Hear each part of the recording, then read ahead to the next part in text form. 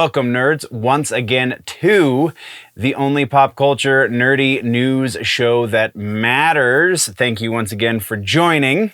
In this episode of The Week in Nerdom, we have a couple of rumors that we kind of saw coming, got confirmed, as well as the announcement of a game we've been literally waiting all year for, finally got announced. We're going to get to that. We have some housekeeping to get to start things off, though. First thing in housekeeping, we will not be doing a live episode this week. I have personal engagement this Friday evening, so a live episode will not be a thing. We will return to the regular 2-episode structure next week, as well as trying something different with the format of today's show. We have housekeeping, which is where we are now, and then immediately following the housekeeping, I'm going to do all of the that just happened stuff, all of the things that we have interacted this week in the Nerdom. We're going to put that in its own section, because if the end result is potentially going to put it in as its own show, then I think that's going to be a little bit better. So that's what we're going to do after we get done with housekeeping, and then we'll get into the regularly scheduled episode. But as far as the other housekeeping bits, we're less than a month away from the off season, so we have less than 4 episodes of the regular show. And then we'll be switching to live shows exclusively. Those will be happening Wednesday nights. So on the syndicated shows, those will be the VODs and the audios will be uploaded Thursday. Actually, potentially Wednesday after the stream. We'll just upload it and then it'll be ready for you Thursday morning. So that is the situation. All of these socials are generally nerdy or generally _nerdy, which apparently YouTube is changing that, where the YouTube is going to be coming at a handle thing. You're going to have to search for Generally Nerdy with an @ symbol in front of it in order to find the channel, and we're going to get into that in the tech section. Anyway, that is the housekeeping. Let's talk about that just happened. These are the things that we have interacted with, that we've been keeping tabs on in the news portions of things. And these are like the episodes and the movies and the music and the stuff that we have interacted with that is new to speak of, or relevant to the conversation in some way. So to start things off in That Just Happened, being as it is the Halloween season, and Halloween Ends has been released, I have watched it, and there is an interesting conversation going around about this movie in that some of the fandom doesn't feel like it's cathartic enough, and I can kind of see that argument. And I listened to a couple other reviews of it, and I can understand why this does definitely feel like 2 different movies kind of got mashed together a little bit. I don't think it's quite as dramatic as some of the other reviewers, other people who are talking about this movie are making it sound. There seems to be a almost logical evolution into where the resolution comes from. I am going to try and not spoil this too much, though be warned, I might spoil some things, so if you haven't watched it and you are interested in watching it, just be aware. I'm not going to give away how it ends exactly, just to say that to me it felt pretty cathartic. It feels pretty final, I guess is probably a very good way to put that. If you haven't watched it yet, it is in theaters. It is also streaming on Peacock, and my disappointment with this movie is not the build to the climax, because I think, or rather not the climax itself, it is more the build to the climax, because I feel like a movie about Michael Myers and Laurie Strode should probably feature a little more heavily Michael Myers and Laurie Strode. I appreciate that it does kind of seem like they're trying to leave room for a potential continuation of the franchise, even if it's not Michael Myers as the Shape, then it can be somebody else who inherits that, and we'll get to that at the end of this. But I feel like there should have been more of the two main characters for this franchise in their final movie. I don't know. Maybe that's just me. There is a good balance somewhere. We didn't get it. We didn't get the balance that we were looking for. This is head and shoulders above Halloween Kills, because that movie was a bit of a dumpster fire when you go back and watch it, but is not even nearly as good as Halloween 2018. Honestly, Kills doesn't need to have happened at all for this movie to work even, or really this movie and Kills don't have to happen, because 2018 was so cathartic, was so final. If they had left the original ending on the 2018 movie, I feel like that would have been a better climax overall than this. Though, because they did, have to make a trilogy out of it, because modern movies are what they are, I can see how this makes a little bit of sense. But so as far as the big question is, will we be getting more Halloween movies? Absolutely, we will be getting more Halloween movies. Is that even really a question? It's just, how are they going to continue with Halloween, considering this is supposedly the end of this storyline, right? So you've got three options the way I see it. One, you have the completely reboot and just restart the series entirely, just retell the story, which has kind of been done a number of times at this point and doesn't really work. So I don't see that as the option. B, you have the Jason Goes to Hell option, which I think is the most likely. What do I mean by that? Jason Goes to Hell, if you remember, if you're a horror movie aficionado, in Jason Goes to Hell, the evil that is Jason Voorhees kind of inhabits a number of bodies throughout the course of that movie until it finds the original host or whatever, and then Jason's body is reanimated from the dead and such. So we could do something akin to that, because we do have this Shape mythology that they've pretty much ignored with this new trilogy, but still have kind of alluded to in this final movie. So that is an option. You could, the evil of the Shape can inhabit somebody else, and they kind of set that up a little bit in this movie. So I think that's the most logical in 3-5 years, when somebody says, hey, we should continue making Halloween movies because they make us money.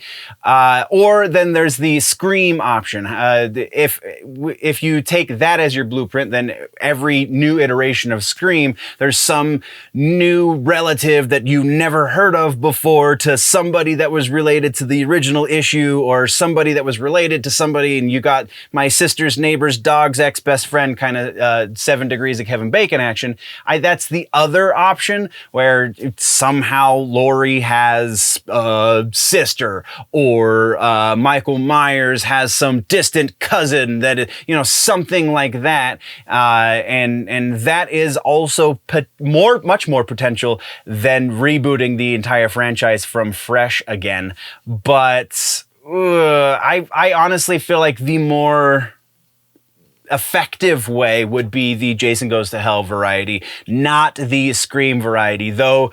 Honestly, probably the Scream variety would be a little more likely, because you can get any lazy writer to make that work, whereas the Jason Goes to Hell option takes a little bit more finesse, and if you can pull it off, it becomes a far better movie, but again, a much more difficult movie to make. So that's where we are with Halloween Ends. Let's move next to another movie, The Curse of Bridge Hollow. Watched that one also this week. This is a family-friendly Halloween, not exactly horror, but family-friendly Halloween movie on Netflix, starring Marlon Wayans and Kelly Rowland, and then Priya Ferguson. Priya Ferguson, you will recognize from Stranger Things. She is the little sister of the one kid who honestly does nothing for the story, and I can't remember his name, but she's the little sister who's the kind of the badass in Stranger Things. She's kind of the badass in this movie as well. So it was silly. It was Marlon Wayans is pretty much always a win. I mean, even in the really bad movies that he's in, he makes it worth watching at least the once because he's great. I think taking that mentality and then applying whatever he's learned as an actor over the course of the last however long it's been since he's been in a movie, there is definitely a lot more substance here than there deserves to be. I really dug the dynamic between Marlon Wayans and Priya, maybe. I feel like it's Priya, but it could be Priya. I apologize either way if I'm saying it incorrectly. It was a lot of fun. I really dug this movie, especially if you have kids. This is a fun one. Probably will make its way onto my Halloween rotation. Most likely as just background noise, I'm not going to lie. But it's still worth throwing on once a year for the Halloween season. It sets the mood. It does what it tries to do, and it makes it enjoyable for the parents and the kids all together. It is, should be a little bit of caution if you are one who is sensitive to four-letter words. There are a couple in this, even though it is rated PG. No F-bombs, definitely, but a couple of the S's, I guess, is a way to put that. But still, much enjoyable. Absolutely would recommend this, especially if you have kids. If you don't have kids, it's worth it just to put it on. You're not missing a whole lot if you have to leave the room for 5 minutes and come back. It's kind of one of those movies. It's pretty easy to follow, but a lot of fun if you catch it. Next in That Just Happened, we have Mr.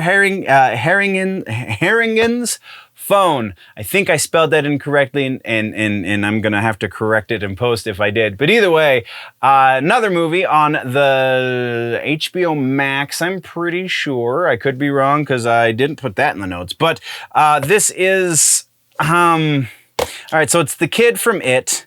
One of the lead kids from It. It's also Donald Sutherland as a crotchety old man, and it spends a lot of time, like it develops these characters very, very well. Let's start with the good, shall we? Develops these characters very, very well. But then you kind of have to jam all of the scary bits in the last act, roughly, kind of the last half of the movie, but really the last of the 3 acts, because the first 2 acts just take so long to get there.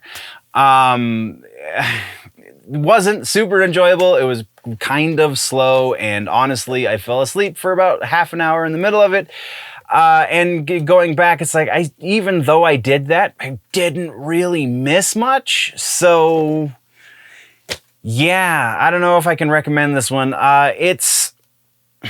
There's atmosphere built here, and it's definitely the end result is there is a payoff that is almost worth it. But again, I don't know if I can really recommend this for anyone unless you're a diehard Stephen King fan, and even so, you're probably not watching this show. So there's that.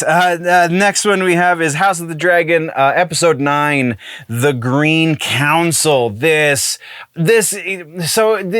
were meandering a little bit in the middle there. We had the first time jump. It was a little awkward, kind of lost some of its momentum, built up. Then we had a second time jump. Also lost a little bit of momentum, not quite as bad as the first time jump, but now that we are rounding third and coming on home, this is really starting to get to a spot where it's like, okay, stop with the time jumps. Let's live in this world for a little bit. Let's resolve this conflict. There probably won't be resolution by the end of episode 10, which means they're going to continue this into season 2. But if we can live where we are now in this story for the entirety of season 2, I think it will make up for the missteps, I feel, in the first 2/3 of this season. So this episode kind of is making you anticipate the climax of episode 10, because you get Rhaenys and her dragon and just all of the, oh yes,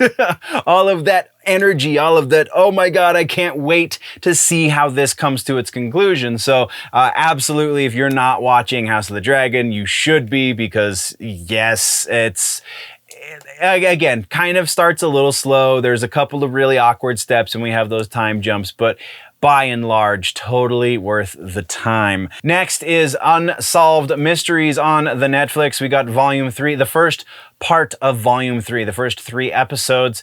You get a little bit of everything here. You get a little bit of a murder mystery. Actually, the 2 murder mysteries and a UFO episode, and this is better than Volume 2. I think even potentially as good or maybe even better than Volume 1 because we get a little bit more supernatural, and that's kind of what a lot of the fan base really wants, is the more supernatural stuff. The murder mystery stuff works as well, but I think the supernatural stuff is what really did it for the fans back in the day. So now that we're dipping a little bit more frequently into that pool, it's a little more, you get a little bit more out of it. So there's that. This release structure I think is great. I think this is, you can scratch the binge itch, but then also you don't run out of content because you're going to get another 3 episodes in 2 weeks and then another 3 episodes in 2 weeks. So I really think that this is a release model that Netflix should adapt in a little more wide kind of base because it super works. These first 3 episodes of Volume 3 also super work. Go watch them. For sure. That is so I put at the tail end of that just happened for this episode. Kind of an update on a game that we've been following because I want to play it. I didn't think it was going to be relevant to the conversation once we get to the gaming and tech. So I just thought I would put it here. Ghostbusters Spirits Unleashed has been released to kind of middling reviews. It still looks like a lot of fun. If you remember, this is the game that has been put out by that same publisher that did the Friday the 13th, the game. Ilphonic is the name of the publisher or the developer, whatever. And yeah, this looks like a whole bunch of fun. I feel like misspeak the last time we spoke about this though, because I said it was 4 Ghostbusters and 4 ghosts.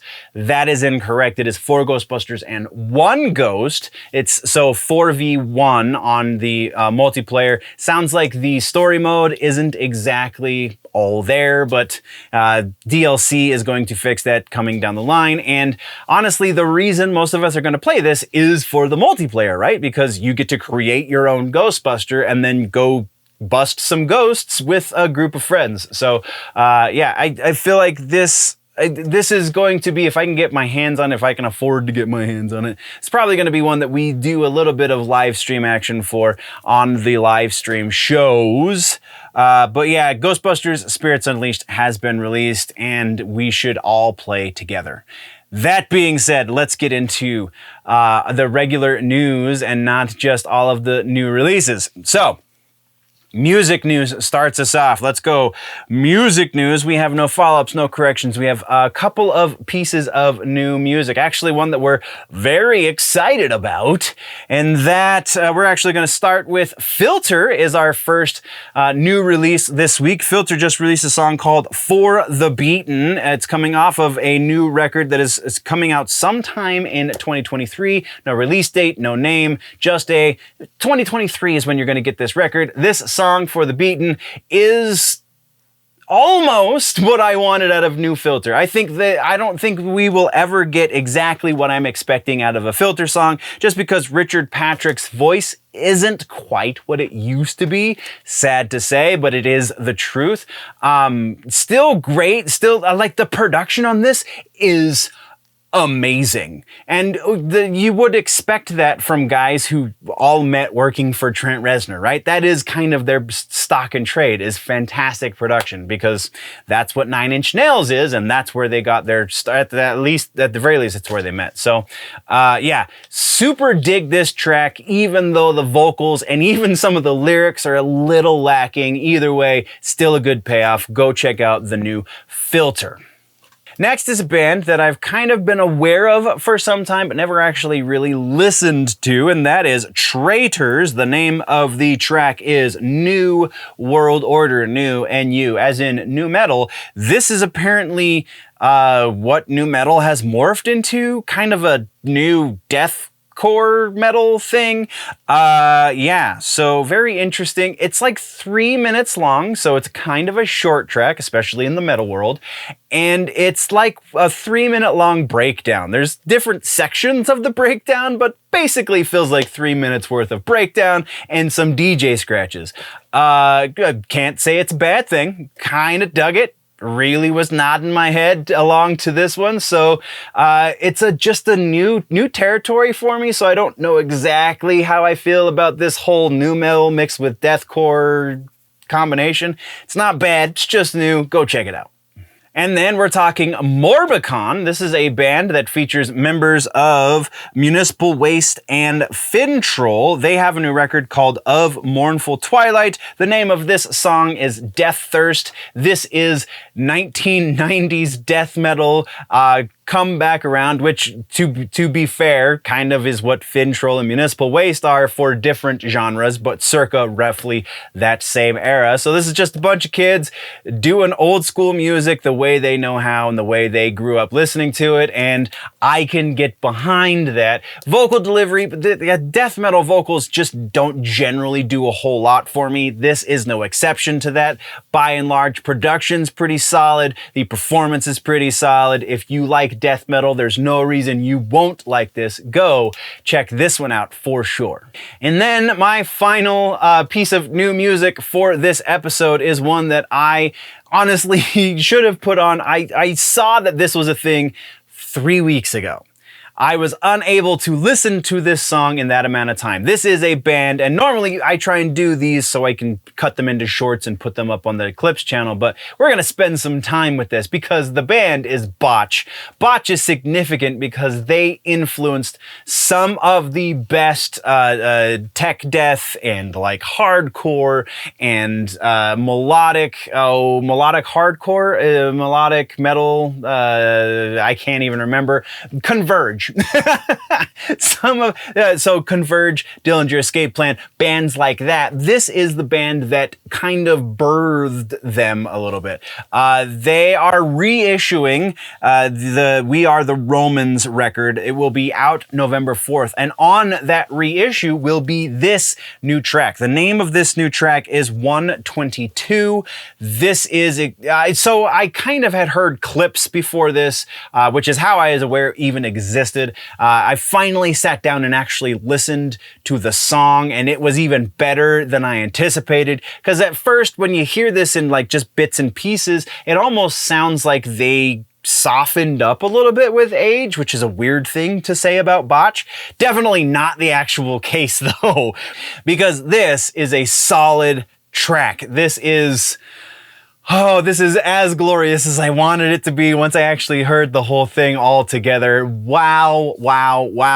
Yeah, this is, the band has been very, very clear. There is not going to be a new record. There is not going to be other new tracks. Nothing new is in the cards yet.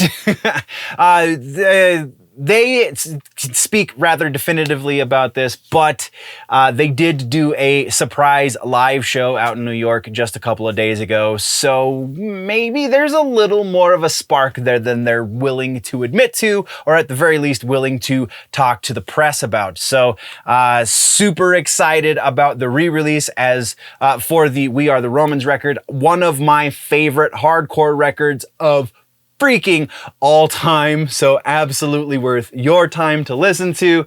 And this track specifically, I would wholeheartedly recommend this. So the thing about Botch and all of these subsequent bands that have come since Botch in this kind of hardcore, melodic, whatever the hell, math metal, whatever. This is music that people who are into difficult music love.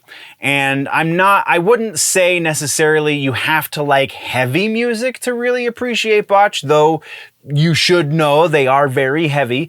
But it's more if you like difficult time signatures, difficult rhythm displacement, that kind of stuff. Again, think Converge, Dillinger Escape Plan, but also think some of the more experimental classical music that you might have heard. Adam Neely has a whole video on stuff like this that I think is case in point that this stuff has been popular since hundreds of years ago. So definitely worth a listen. Definitely, if you just want to expand your vocabulary, or if you just really like difficult stuff, like difficult to listen to jazz is a thing as well. If you like that kind of angular sounds, then you're going to love Botch. So that rounds us out to tours. Let's talk about tours. So starting things off again, we're at the end of the year, so music is a little bit interesting because not a whole lot of tours are starting right now. We do have some tours to talk about because now they're starting to announce new tours for 2023, but we also are in the holiday season, which means we're going to be getting some special shows, and one of the biggest of those special shows is the Christmas Burns Red show that August Burns Red headlines. This year it is 2 dates, December 16th and 17th. Obviously, August Burns Red will be headlining both days, doing some Christmas music, as well as just generally melting faces. But the reason that we're talking about this, because I believe we talked about it when it was originally announced, but they have filled out the lineup for these two shows. So let's talk about that real quick. So December 16th, again, these both shows are going to be in Lancaster, Pennsylvania. I believe I said it incorrectly the first time, Lancaster. It will be Lancaster, Pennsylvania. December 16th, the bill will go as follows in reverse order. August Burns Red to headline, supported by Norma Jean, Silent Planet, Phineas, Becoming the Archetype, and Earth Groans. Don't know who Earth Groans is, but they must be pretty good if August Burns Red has decided to put them on this bill. And then December 17th, again in reverse order, we have August Burns Red, Era, Shadow of Intent, Brand of Sacrifice, Invent, Animate, and Convictions. Don't know who Invent Animate is, but they're over Convictions, so that's it. That's noteworthy. If you are interested in tickets, links can be found down below. This is sure to be 2 nights of phenomenal heavy music. Any night that features August Burns Red, let alone headlining August Burns Red, is going to be worth your time. So go check that out.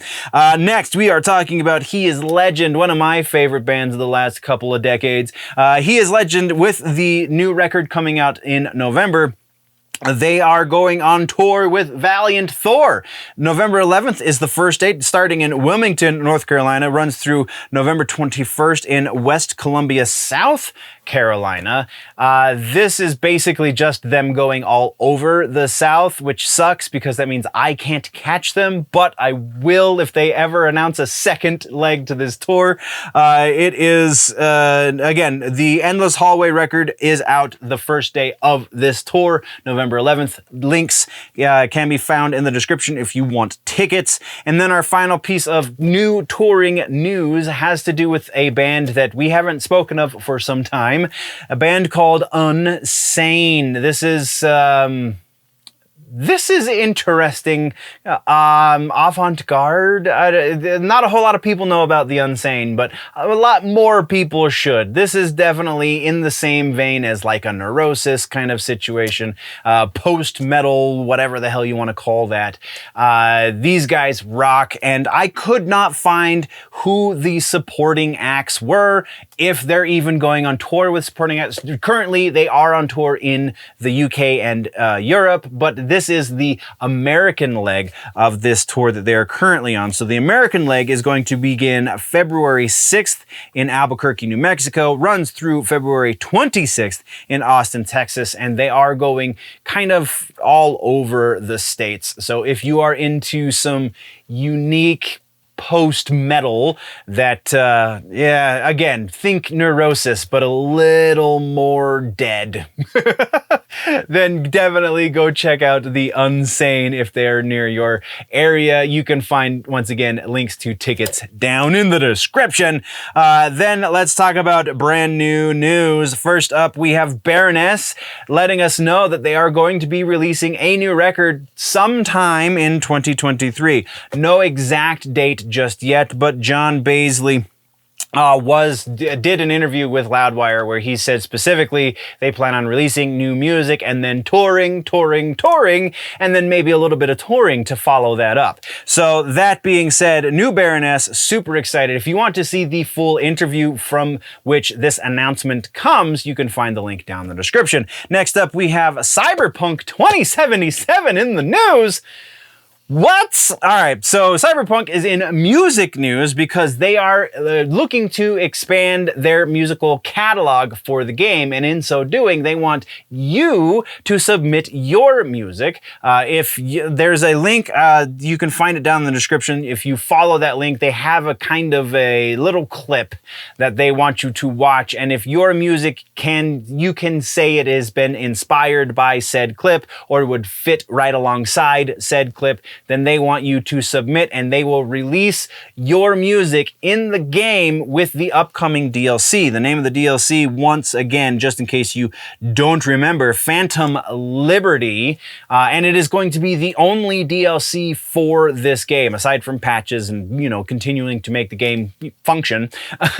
This is going to be the only actual expansion to the game. So that's fairly significant. They didn't exactly say what genre they were looking for. They didn't exactly say how many submissions they were going to accept. They just said, basically, starting now up through November 30th, submit your music. If we like it enough, we're going to put it in the game and you get to be featured in a game. And so people will know who you are and so on and so forth. So that's pretty epic. And if you like the heavy stuff, they like the heavy stuff in Cyberpunk 2077. They have Converge and The Refused featured in the soundtrack already, so you would be in great company. I know I'm probably going to try and do something for this as well. So that's all we got on that piece. Let's move next into Chevelle doing something similar to Baroness, teasing new music in 2023. They have apparently written their entire next record. They just have to now go to the studio to record it, which means they've got probably, I would say, about 2 to 3 months worth of recording time and then another month of mastering. So we're looking at mid to late-ish 2023 before we see new music from Chevelle, though again, they didn't specify exactly when in 2023, just that it would be 2023. So that is all of our regular ass news. Let's get now into music suggestions. We're going to stay on this Baroness train and suggest to you the Yellow and Green album. It is the double album from the Baroness, and it's just, this is one of my favorites. Not my absolute favorite, but it's definitely top 2 Baroness. My absolute favorite is Red album. Yellow and Green, though, is a little bit more solidly put together, a little more solidly produced, and a couple more tracks that are more recognizable to the stuff that they play these days. Those being Psalm Alive, Take My Bones Away, Back Where I Belong. Just honestly, the entire double album is solid set list through and through. So just put it on and let it play and you will thank me later. Go listen to some Baroness this week. Now let's talk gaming and tech, nerds. We have some follow-ups here, and then we have the biggest announcement we've had all year in gaming, at least as far as this channel is concerned. Maybe not the biggest gaming announcement of the year, but man, to Generally Nerdy and all of the syndicated outlets, this is the biggest one that we've talked about all year. So just keep that in mind. All right, so starting things off, we have an update on Netflix because this is the tech section. So Netflix has finally announced exactly the date and cost for the ad-supported tier. It is going to be $7 and it will be November 3rd that you can sign up. Also, not only are they announcing the ad-supported tier, but if you, say, have an account with multiple people on it, and then say maybe one of those multiple people, I don't know, is no longer living in your house because they grew up or you broke up, you can still salvage the information from those accounts. You can split accounts now. So you can take yours and your kid can, get a job and pay for his own, right? Or the ex, whatever. So that is a thing that they are also starting to roll out. But that one, there was a little less information there. So as we get, more information when that rolls out, we will talk about it. But either way, ad ad-supported tier, $7 a month. I believe that's what Netflix started at back in the day when they first started streaming, was $7. Am I wrong? Somebody correct me. Either way, that's what we got. Let's move on. Next, we're going to G4 TV because we were pretty hype here at Generally Nerdy when this was announced to be coming back to being a thing. Now that it has been a thing for some time and we have been able to see exactly how they've updated their ideas for how a gaming-centric channel should be run, and by that I mean just trying to do exactly the same stuff they did 15 years ago, yeah, we can see that that's not really working because, you know, there's YouTube is a much more prominent thing these days, and there are plenty more people who do what they do only better than G4 TV, and they have probably less than a third of the budget of G4 TV because no executives, they just do their thing on YouTube. So yeah, and then politics is a big problem as well, and that's something that G4 apparently was unafraid to shy away from, which I commend to a certain degree, but look where it got you. So G4 TV is officially no more, though I would imagine the X-Play stuff is going to continue. That is all of the G4 employees in some shape or fashion. X-Play very likely will continue as a YouTube channel. They're just not on satellite and cable anymore. So dumb. Let's move on. Next, we are talking about the iPhone, and this one is interesting because we talked about this when they announced it. I believe it was 2 years ago. Might have been a little less, but it was over a year ago. Where they announced that they were going to stop shipping chargers with the iPhone. Apple announced this. So in Brazil, they are now being sued by the country of Brazil for not including phone chargers with their phones. Yeah. Who would have thunk it that, people want chargers for their phones. Anyway, that's, just a real quick little aside on the Brazil thing. Let's move next into Twitter. We have an interesting, so we've been keeping track on a number of things. We're not going to be talking about the Elon stuff because that's all but done and over with at this point. Now we're just waiting on, certain things to start changing. But something that was apparently already in the pipeline for change was mentions. So Twitter is toying with the ability to disable mentions, so people won't be able to tag you in posts to varying degrees. Much like you can make your posts private to certain people, this will mean that you can also not let those people talk about you on Twitter, which is just another tool for why everyone is confused on a certain side of certain politics as to why they just ban people when you can protect yourself on Twitter. You can stop people from talking about you. You can stop people from seeing you. And still, you decide, whatever. So yeah, this is not rolled out 100%. It is still in beta testing, but interesting and I think very welcome addition to the abilities of the Twitters. And then to round out the follow-ups section, we have two very similar announcements. First one coming from Konami, of all places. Silent Hill is getting some sort of special presentation. As you're probably watching this, it's going up. Okay, nerds. Not doing video for this because it's a lot easier to just insert some audio, so my apologies. But the Silent Hill presentation did happen today as I'm editing. So we're going to touch on the things and we'll get in a little bit more detail next week for the regular episode. So the first thing is the confirmation of the rumors. The Silent Hill 2 is getting a PlayStation 5 exclusive remake from Bloober Studios. The next piece was a new game called Silent Hill Townfall. It is from No Code Studios. Then the big question mark for that, well, one of two big question marks for this is Silent Hill Ascension. It is a interactive experience that I don't fully understand at the moment. From what I was able to gather from this presentation it is somewhere in the middle of the Venn diagram between an alternative reality game, pick your own adventure TV series, and a movie. Somewhere in there. Yeah, that's all we really know. And J.J. Abrams' production company, Bad Robot, is involved along with Behavior Interactive. So very interesting there. And then we got the confirmation that there is, in fact, a new movie that is happening. It is seemingly going to be at least somewhat based on the storyline from Silent Hill 2. They're bringing back the director from the first live-action movie back 15 years ago, I believe. I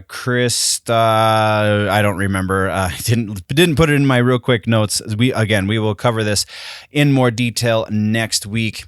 And then the final question mark for this presentation was Silent Hill F. I believe that's what they're going to be calling it. The F was like an F hole from a violin, and there was a lot of classical music involved with this trailer.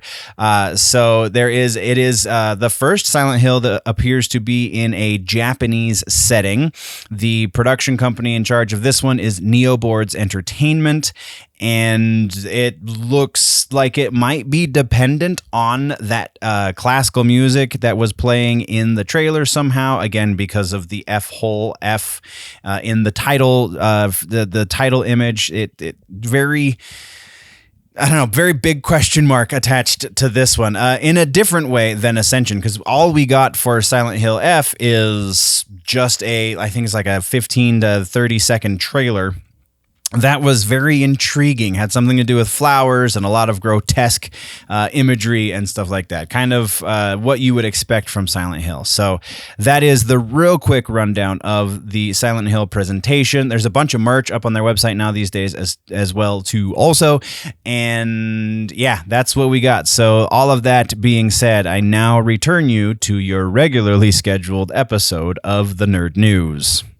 And then, to round things out on the final piece, not to be outdone, Capcom is also going to be doing a special presentation for Resident Evil on the 20th. So on Friday is when they will be doing that. That one we definitely will have to be back to next week, because I won't be, I very likely won't even be able to touch the Silent Hill stuff, because my process, I've already edited and everything yesterday, which means today just involves finishing the edit and uploading, and ain't no way I'm going to be able to add to that, though potentially. Just don't hold your breath. Either way, that is the follow-up section for gaming and tech. Let's move into regular ass news. First things first, kind of a big announcement. Truth Social, the alternative social network, if you will, are one of the biggest, at least, because, you know, a former president is in charge of it, or is on the board, or whatever. They finally got their approval to be on the Google Play Store. They have been in the Apple Store since February, I believe. So now they are officially rolling out. And if I remember correctly, they were the #1 trending social media app on Google Play since they got this ability, which has only been a few days, so it's not exactly the biggest necessarily, but still pretty freaking big, if you ask me.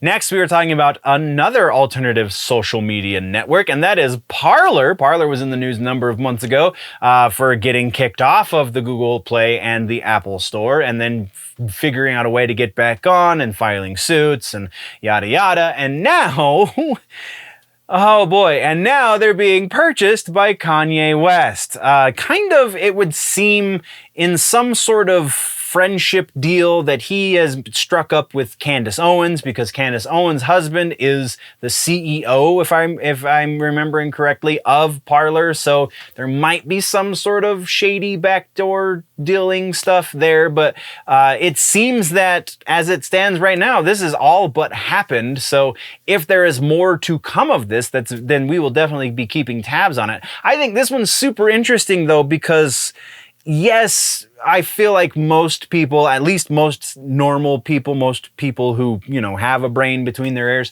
and are aware of, you know, the rest of the world, understand that Kanye is crazy, but also I feel like they still appreciate his music, and a lot more people follow this man than probably some are willing to admit. So with his level of popularity and him going full bore into this alternative social media network, I think we're about to see a little bit of a landscaping change. The things are shifting because Truth Social is getting huge. Elon is hopefully going to be kind of straightening things out with Twitter, and now Kanye purchasing Parler.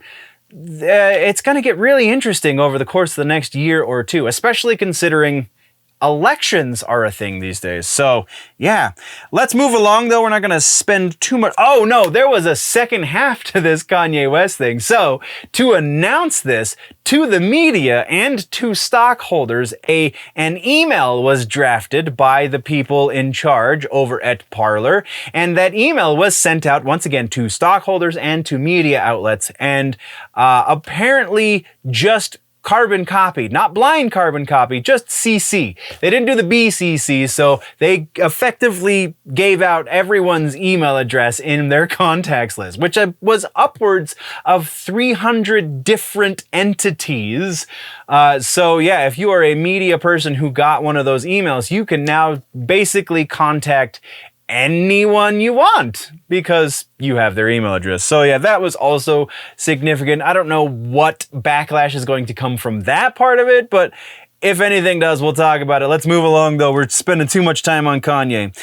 Next, we have the announcement of yet another cloud gaming system. This one comes from Razer. It's called the Razer Edge. It is running on a Snapdragon G3X quad-core processor. It is effectively just an Android machine with a peripheral attached to it permanently.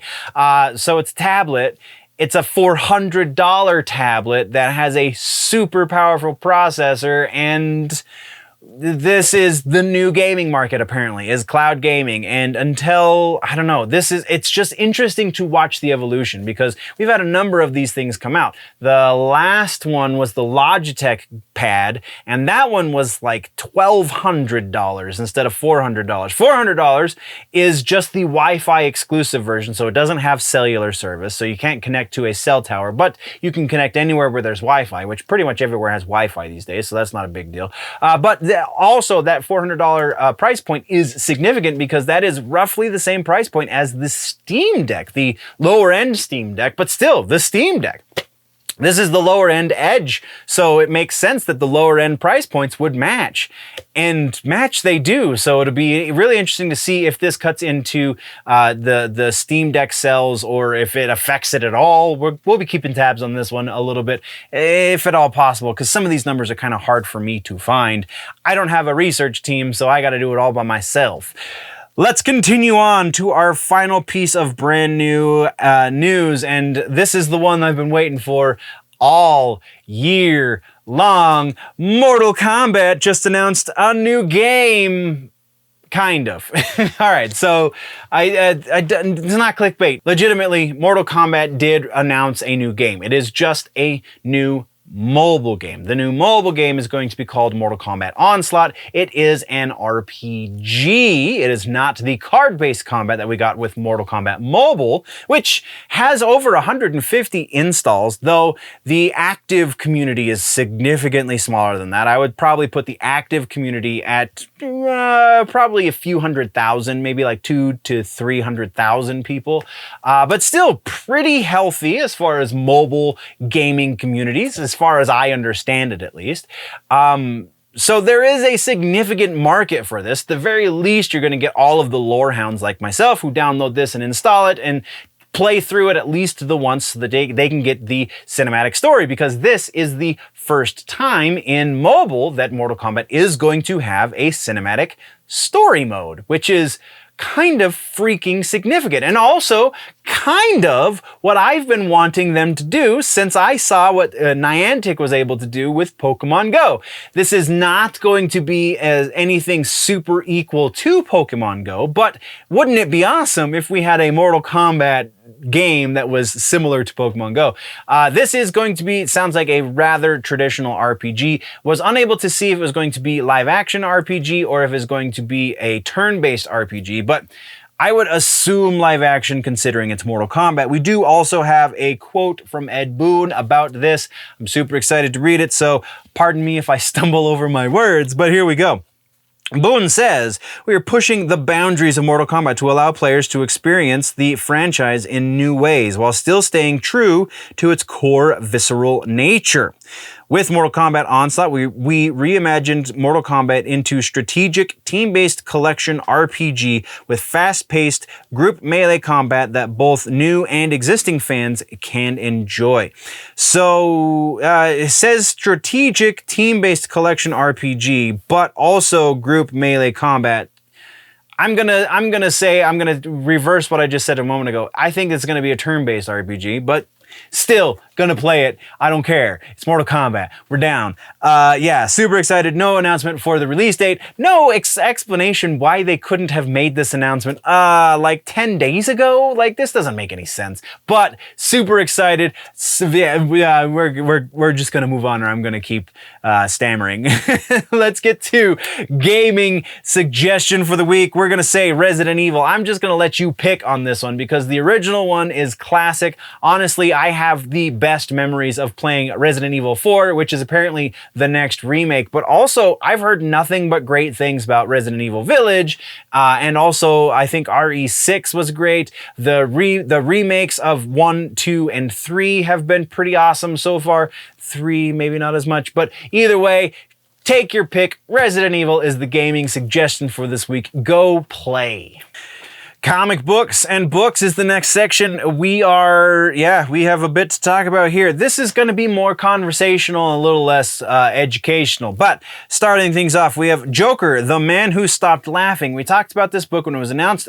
Issue number 1 is on shelves right now. It is by Matthew Rosenberg, Carmine D.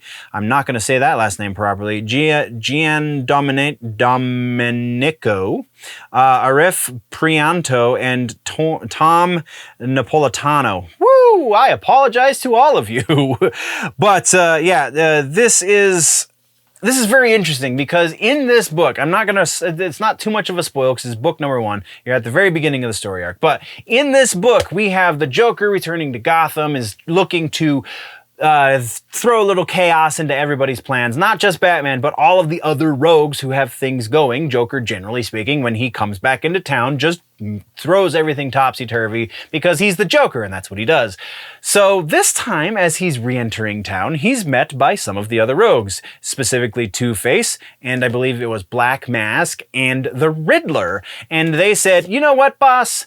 We're not even going to let the Bat kick your ass for us. We're going to do it ourselves if you don't turn tail and leave right now. And so apparently the Joker did. And this is the thing that I think is very strange, is that the news media, the comic book news media, are saying, well, this is a turn of events. We didn't see this one coming. The Joker's just going to leave. It's a book about the Joker specifically. And we're in the first issue, right? First issue. And so if the Joker's prime target, the main event for the Joker has always been Batman, and Batman lives in Gotham, and the other rogues are telling him to leave Gotham, and he's turning around like, well, I guess I'm just gonna go fry some bigger fish.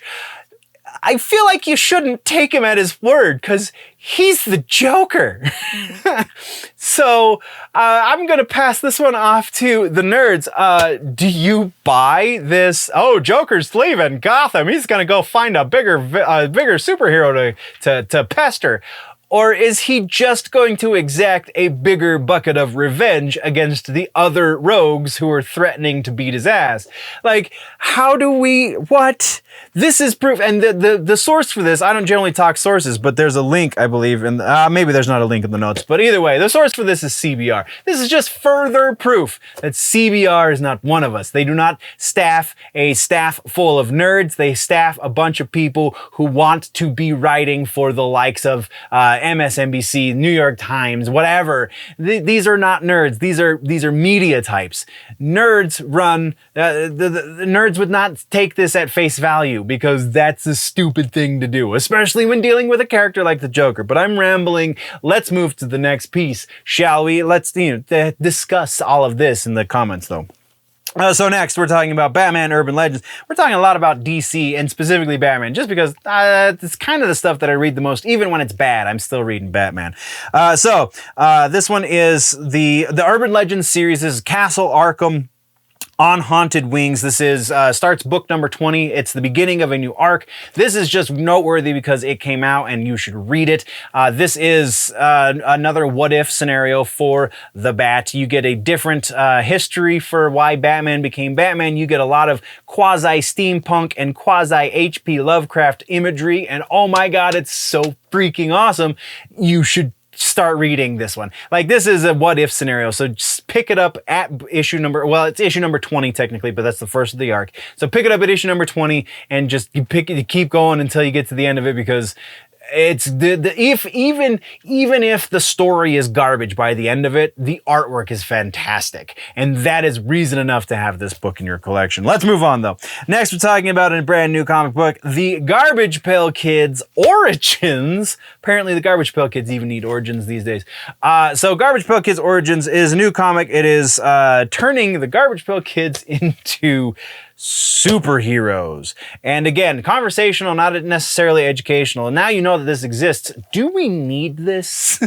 Is this, I mean, the Garbage Pail Kids work as the weird kind of not the Cabbage Patch Kids that they are. Do we need to like see them created? Do we need to see them as superheroes, or can't we just get quirky little side stories that make up a collection for every book? I don't understand why this is necessary. I love the Garbage Pail Kids. I've collected Garbage Pail Kids since I was a kid. I probably still have a stack over there in the off camera, but I don't get it. I don't understand why this needs to happen. Let's talk down in the description. All right, so that's all we got for comic books and books. Let's get to comic book suggestion. Actually, it's a book suggestion this week. We're talking OG Bram Stoker's Dracula. You should read it. The prose in this are worth the time. It is a little bit of a slog because Bram Stoker, it's the old, so there's a lot of words, but holy man, oh, it's beautiful. It's beautiful. This is a fantastic book, and it is the Halloween season, so go read Bram Stoker's Dracula, won't you? So it's a TV streaming time. Let's get into the TV streaming news. It's a pretty solid episode, not gonna lie. All right, so follow-ups and corrections. First and foremost, we have confirmation for a rumor that was kind of only a rumor in name because we already kind of knew this was going to happen. That is, Penguin, the HBO Max series, is 100% happening. DC just ordered it 2 full series, though we don't know exactly how many episodes that is. We do know we're going to get it. We're going to get Colin Farrell as the Penguin for an entire series, and we also know that it is a continuation. It is not a prequel. So the previous reports of it being a prequel are not correct. It is a continuation of the Matt Reeves Batman movie. Next, we have Dune Sisterhood casting announcement. Indira Varma, I really hope I'm saying her name correctly because it's pretty simple letters on the page. She has been cast as Emperor Carino's wife, Empress Natalia. You will recognize this actress. She was in Game of Thrones. She played the Lord of Snake's sister. She was also in Obi-Wan. I don't remember her in Obi-Wan, but that's because I was too busy being grumpy at Obi-Wan. But also, she was in Carnival Row, and I totally remember in Carnival Row. Carnival Row is a fantastic little series over on Amazon Prime. Season 2 should be happening sometime soon, I hope. But either way, she's been cast in Dune Sisterhood for HBO Max. Super stoked for that. That's how we got. Let's move on. Next, we're talking about Percy Jackson. Another casting announcement. We got Edge from the WWE. That's right, wrestler Edge has been cast as Ares for the Disney Plus series. There were 2 other casting announcements alongside this. If you want to see exactly who they are, because I didn't know who they were, didn't recognize the names, you can follow the link down in the description. That is what we have for follow-ups though, so let's talk trailers, shall we? If you are a fan of Taylor Sheridan, and a lot of you are, because Yellowstone is the biggest show on broadcast or on terrestrial television right now, has been for about 2 seasons now. So yeah, Taylor Sheridan has a new series starring freaking Sylvester Stallone. Come on, how much more names do we have to drop to make you interested in this? There's a new trailer, you should go watch it, because Sylvester Stallone is a mob boss who is relocated to Oklahoma, so like cowboys and the mob, and I mean, go watch. That's awesome. That's awesome. Next in trailers, we're talking, oh man, the devil has returned. Teletubbies on Netflix has finally dropped a new trailer. If you are like me and were super weirded out by the original run of the Teletubbies, this is worse. They now have like baby Teletubbies, and I don't even remember the word because it's just gibberish, but like, oh, it's creepy. It's creepy. I don't understand. Okay, so here's the question about the Teletubbies. So I watched the Barney documentary on Peacock about, you know, how people hated Barney because Barney was too pure and there was nothing wrong with Barney. If people hated Barney to that degree, how do they not also hate the Teletubbies? Like, oh, because Barney, like, it almost makes sense because he's interacting with humans and he's, like, talking in sentences and, like, giving you morals and things. But the Teletubbies speak one word at a time and don't really interact with anyone but each other. And it's just, I'm confused. But there's a new trailer. If you're interested, if you got kids, that kind of thing, that's for you. We're going to move right along. Next, we got finally a proper trailer for Trigun Stampede. Super stoked about this. It is going to Crunchyroll. It will come out in January as part of the Crunchyroll Winter Anime Run. I'm super stoked about it because up until this point, we didn't know exactly where it was going, and now we know exactly where it's going and almost exactly when. So super stoked on that. Vash the Stampede, one of my favorite anime characters of all time. So we get an update to that. You should go watch that trailer. Let's move right along. Next, we're into regular ass news for TV streaming, and starting things off, we have a weird one. Gangs of New York is getting a series. That's right, the Martin Scorsese film that was based on the Herbert Asbury book is getting a series that is going to be produced, though probably not showrun nor directed, but produced, at the very least, by Martin Scorsese himself in association with Miramax Entertainment.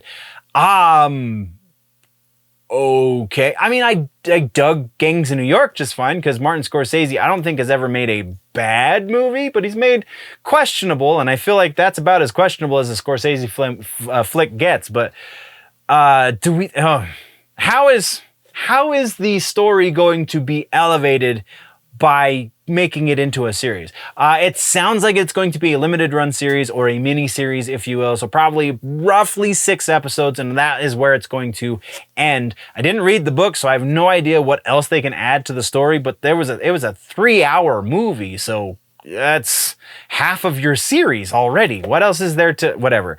We're just talking about the news. Let's move right along, shall we? Next, we're talking about Warner Brothers Discovery. This is kind of huge. So, Warner Bros. Discovery, the merger happened.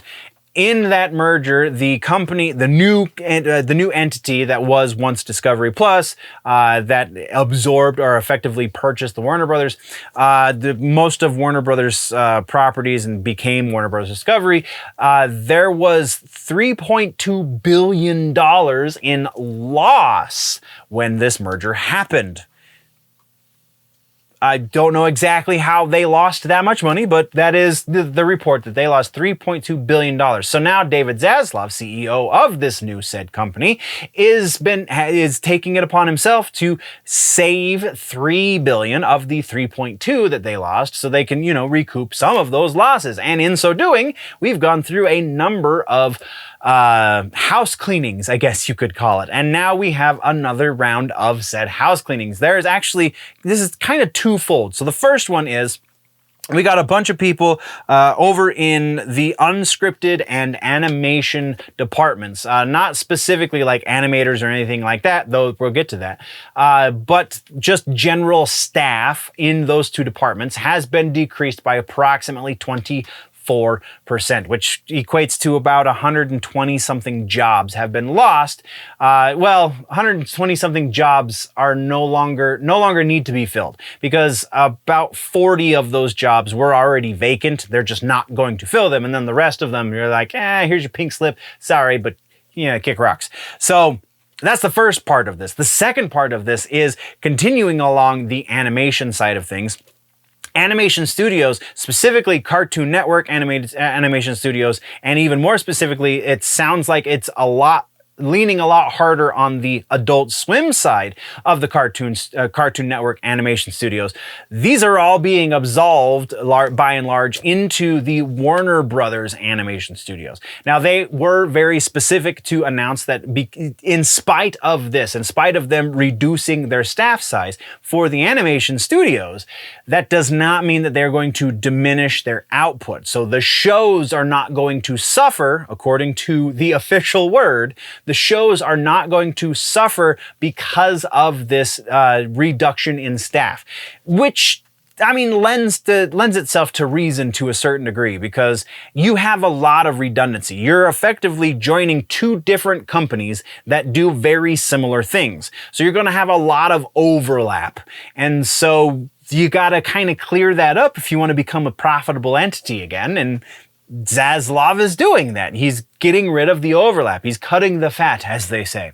So while it does suck for these however many people overall, it makes a whole lot of sense. I think a lot of people are really trying to ring the doom and gloom bell about this, but there's no reason to just yet.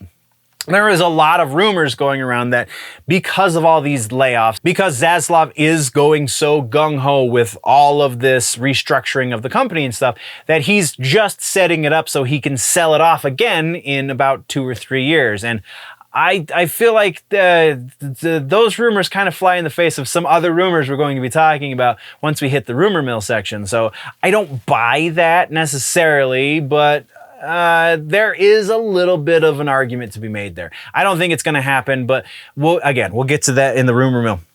So yeah, Warner Brothers Discovery is shaking still. The dust has not settled. That's all we got on that. We will definitely be keeping tabs here. Let's move now into TV streaming suggestions. Your suggestion for the week is Hemlock Grove. Honestly, I want to say it was just the first season. It might have been the first 2 seasons. Whatever the last season was, the last season was not great, but the first and potentially first 2 seasons were actually super interesting. And if you don't know what the hell I'm talking about, that's why I'm suggesting you try and go watch it. Hemlock Grove is a horror series that was on Showtime that features Bill Skarsgard and Famke Janssen as 2 of the leads. It is an ensemble cast, so there are more than 2, but those are the 2 biggest names, and wow, are they big names. You have Pennywise and Jean Grey in a family together, in a series together, no less. If you like vampires and werewolves and that kind of thing, you'll have an appreciation for Hemlock Grove. Go check it out. So now let's talk movies, shall we? Movie section, we got some follow-ups here. We got, first thing in follow-ups is A Christmas Story Christmas. So this is the sequel to A Christmas Story that we talked about, I believe it was about 4 or 5 months ago. We now have a trailer, kind of. It's more of a teaser, which is why we didn't put it in the trailer section. Really, the announcement here is the release date as well as the new proper title. Christmas Story Christmas is the name of the movie. It is going to be coming out November 17th on HBO Max. It does not look like it is going to get a theatrical release, though they did get the original actor who played Ralphie to come back, as you can see in the trailer. And or the teaser rather, I really hope we get a proper trailer very, very soon, because I'm kind of hype about this. Not even kidding. Our next piece of follow-up news has to do with Black Adam, and this one, I really was debating about putting this one in here just because it's kind of news we already know. This is one of the big ones we were talking about at the head of the episode. This is a confirmation of a rumor that, yeah, we kind of saw this one coming. Just like the Penguin thing at the beginning of the TV streaming section, we know that Black Adam's going to have Superman in it.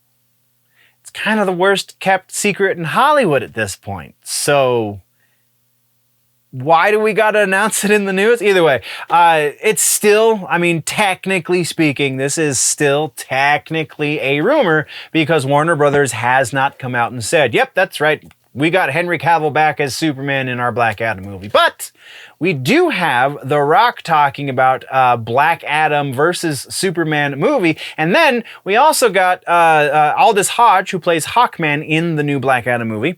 We have him going on record and saying that he thinks that not only should there be a Black Adam versus Superman movie, but he hopes that there is a Black Adam versus Superman trilogy.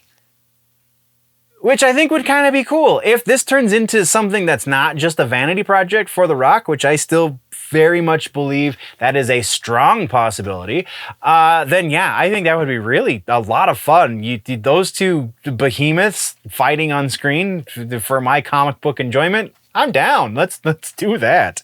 But that's all we got there. Let's move over to Dune 2.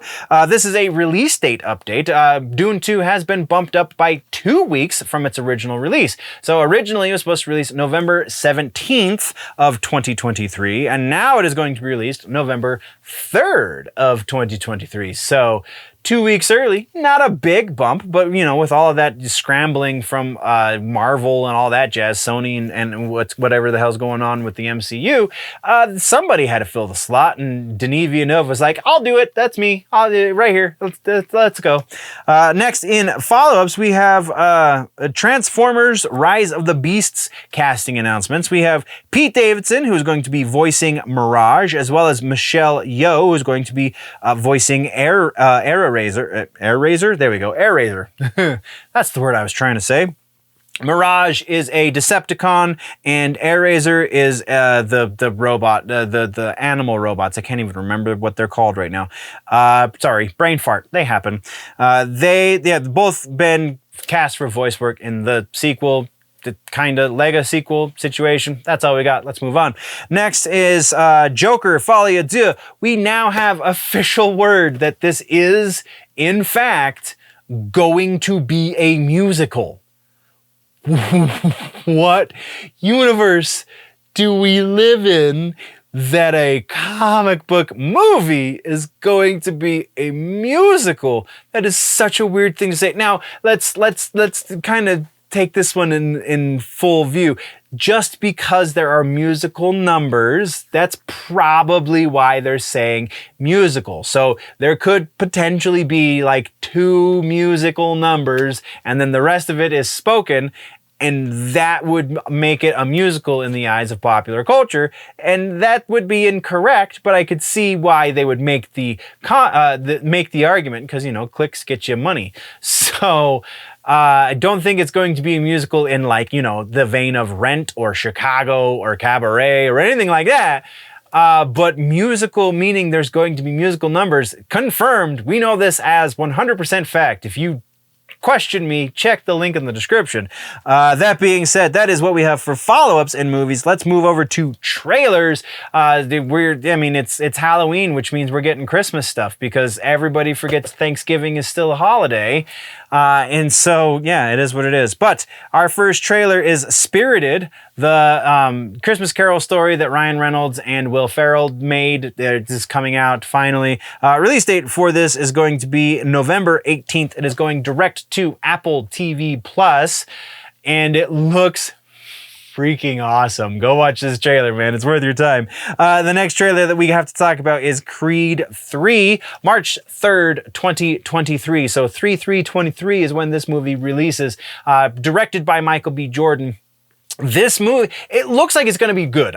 So anything I say about this that might sound like I'm questioning the quality of this movie, I don't question the quality of this movie. I think Michael B. Jordan is perfectly capable as an actor, potentially as a writer, though I don't think he's a writer on this project, but also as a director. Because this trailer looks fantastic. It feels very reminiscent of Rocky 4 to me in a lot of ways, as well as Rocky 3 in a lot of ways. Go watch the trailer, see what I'm talking about. I could actually be mistaking 4 for 5, but I'm pretty sure it was 4 where he fights the street kid. But either way, interesting way to recycle things that we already know and make them fresh for yourself. I don't know. There's a discussion to be had there. Maybe we'll have it in a different video.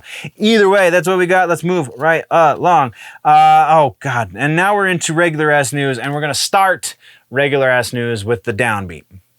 So I feel like in the nerd world, you already know this, but we have to talk about it. Robbie Coltrane, the man who was Hagrid, has passed. He was 72 years old, and I was unable to find the cause of death, which is weird because, I mean, that's a high profile passing, but like, everyone that worked with him, I need to be specific when I talk about this because there are a bunch of crazy people on the internet who, because they don't like J.K. Rowling, they also don't like anybody who is associated with her, which is stupid. But everyone who worked with the man, everyone who knew the man, everyone who appreciated the man has been coming out in droves and just talking all of the amazing qualities of this man's life. And it's super wonderful and beautiful, and celebrating the body of work that he left behind, and all of the great messages and things, and just Hagrid was awesome. Hagrid was my favorite part of Harry Potter. Like, I'm not a big Harry Potter fan, but Hagrid was pretty freaking awesome. I really dug the shit out of that guy. So we're gonna take a moment and remember Robbie Coltrane.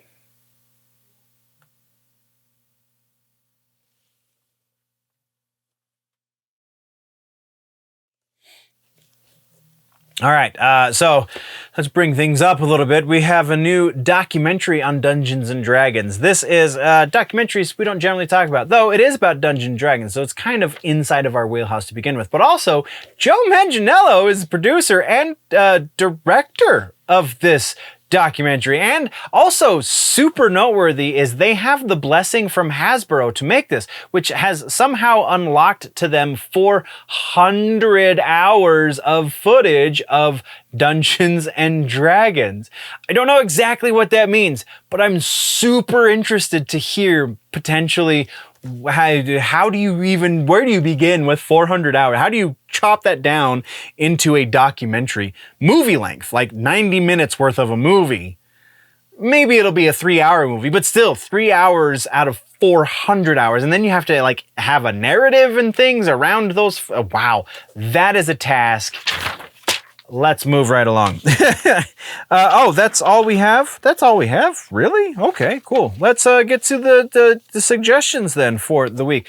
Movie suggestions. Nightmare on Elm Street. We are still in the Halloween season. Like I said, we're going to continue the Halloween season until the week after Halloween. But Nightmare on Elm Street, Wes Craven's pièce de résistance, if you will. The movie that put Wes Craven on the map as one of the masters of horror for very good reason. Think what you will about the rest of the series, but the first Nightmare on Elm Street movie is leaps and bounds above so much of the garbage horror movies we get these days, especially attempts at slasher films. If you like slashers, if you like scares, if you like Halloween-oriented things, Nightmare on Elm Street should be one you watch every year. So that puts us into the Rumor Mill. Rumor Mill this week, we have this is a refutation, I believe. Yes, this is in fact a refutation. So we are starting things off with a refutation of a rumor that I felt like didn't really need to be addressed, before, but now that we have official word from executives in charge of the project, we can, shoot this down. So, Cyberpunk Edge Runners, the Netflix series, everyone's been talking about a second season. When's the second season happening? Why aren't we getting a second season? Where's the second season? It's not happening. There is officially no second season for Edge Runners. Now, I'm using my words very specifically when I say that. Cyberpunk Edge Runners is not getting a second season.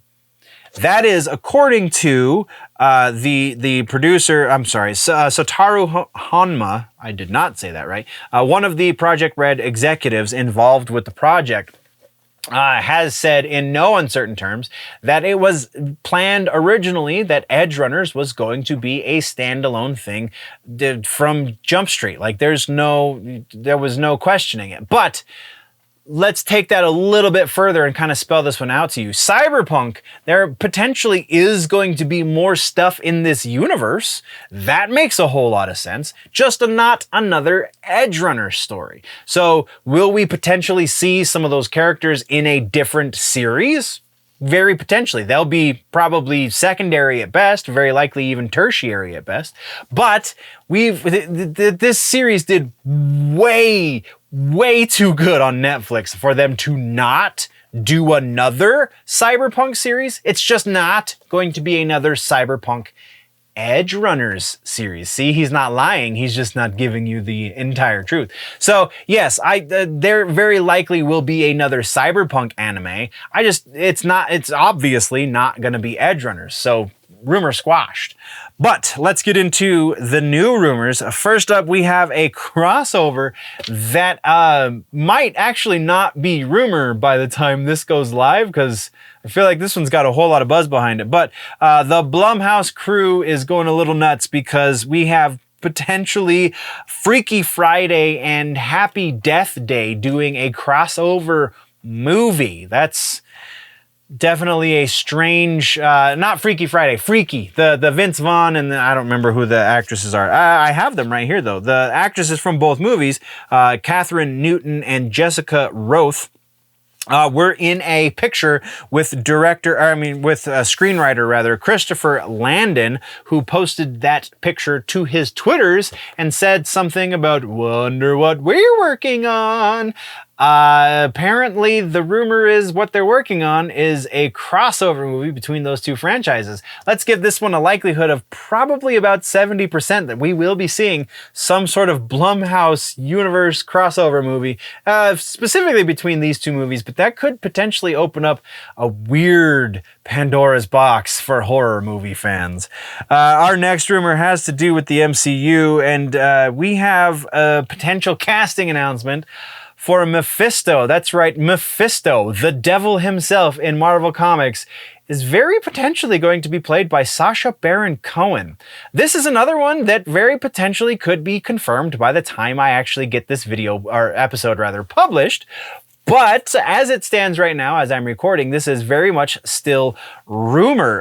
Sacha Baron Cohen, for those that don't know, he's Borat, he's the Dictator, he's Bruno, he's Ali G, doof, doof, doof, doof, doof, doof, is you Madonna, that guy. He's in Talladega Nights, and he's married to Isla Fisher, and dude is, he's in the Sweeney Todd with Johnny Depp. He's the other barber who Depp kills first in the movie. Yeah, that's Sacha Baron Cohen is very potentially going to be Mephisto in the MCU. This comes from, honestly, a lot of different sources, which is why I'm saying I would not be surprised if his casting was confirmed within the next few days. But is reportedly being cast in this role for the Ironheart movie, or series rather, so I don't know how exactly Mephisto factors into the Ironheart story, or if they're just going to go a little off the rails with Ironheart because, it doesn't have a whole lot of pull to begin with. So, likelihood that Sacha Baron Cohen is going to be playing Mephisto. Again, so many sources are saying it as fact at this point that I kind of would be silly to go any less than like 70%, but I'm going to bump it up to 80% just because I would be very, very surprised if this didn't happen. Next, we are talking about the Hulk.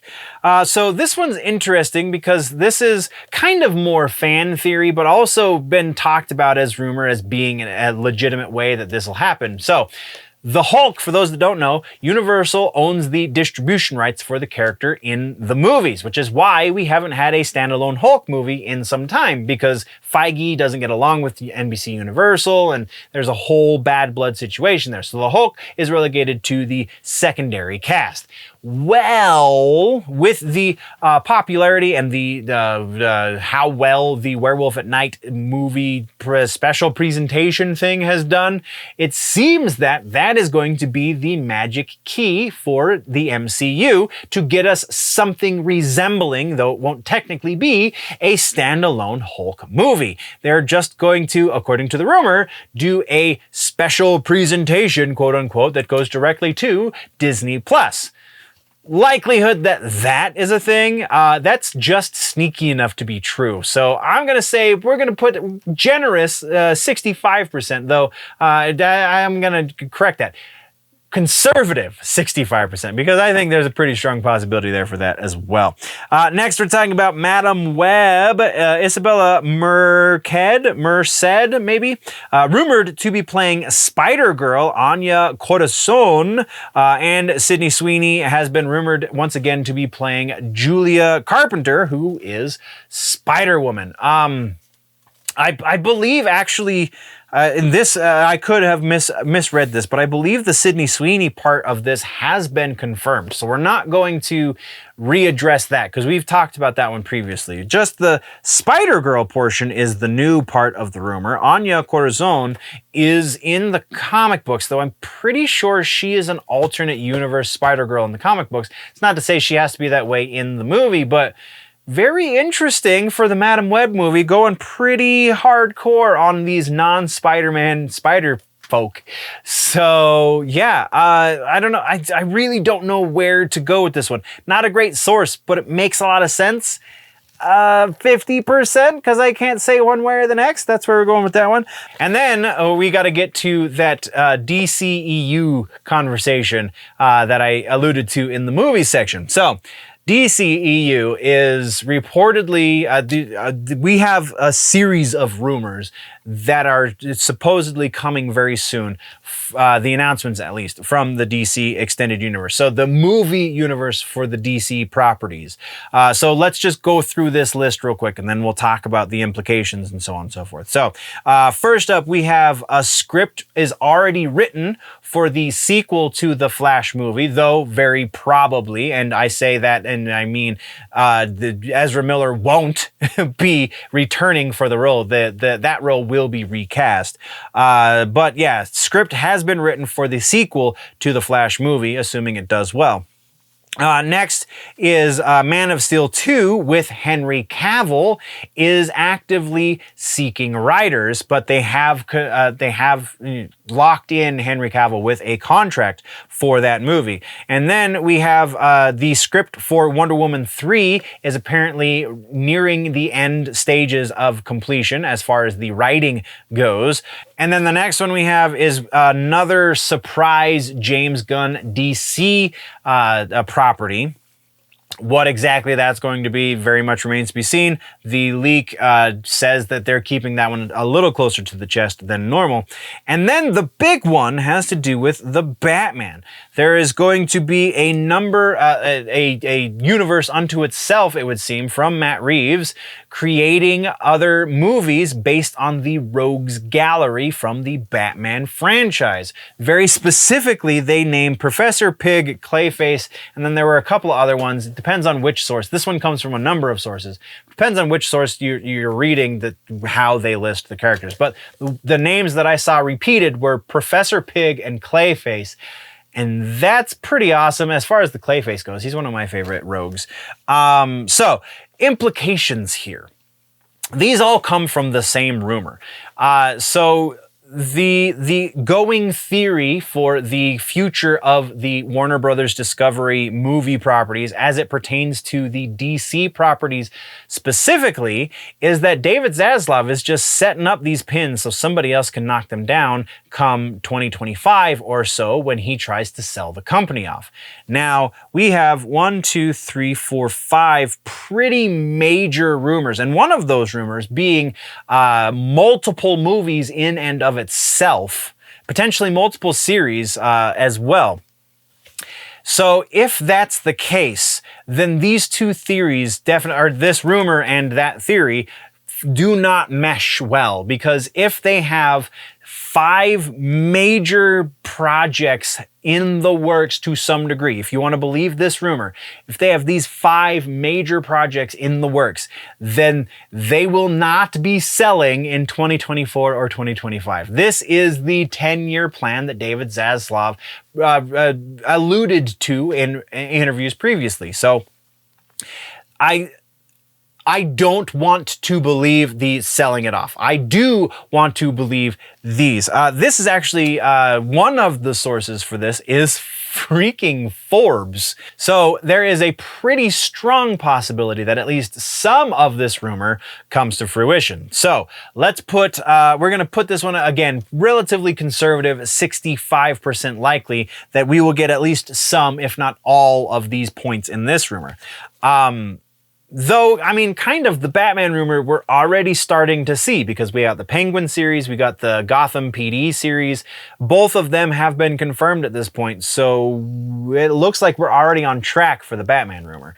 I can't believe that, even though, like, yes, Hollywood types are slimy, so you don't want to believe anything they say. So when he says he has a 10-year plan and then 4 years down the road he ends up selling the company again, we shouldn't be surprised. Sure, I think that's a fair way to look at it, but I also think that that is an inaccurate way to look at it. Just because most of the time they're pretty slimy folk doesn't mean they're always lying.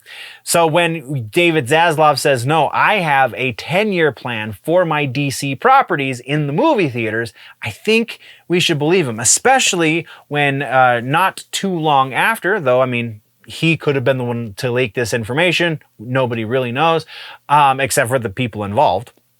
So take everything you will with a grain of salt. I just think there's a little bit more likelihood that he's not going to be getting this company ready to sell in 3 to 5 years versus the other option. So, and honestly, we have a bunch more stuff to talk about, nerds. You're just going to have to check out one of these boxes that shows up here to the side of my face here in just a moment. There's plenty more conversation to have. We just ran out of time today, so go check out the other episodes. Click or tap the box if you're falling behind in your nerd news. Go check out the social medias, do all of the things. Before we head out of this episode, nerds, I appreciate your faces, and always, always remember that if it's generally nerdy, it's probably here.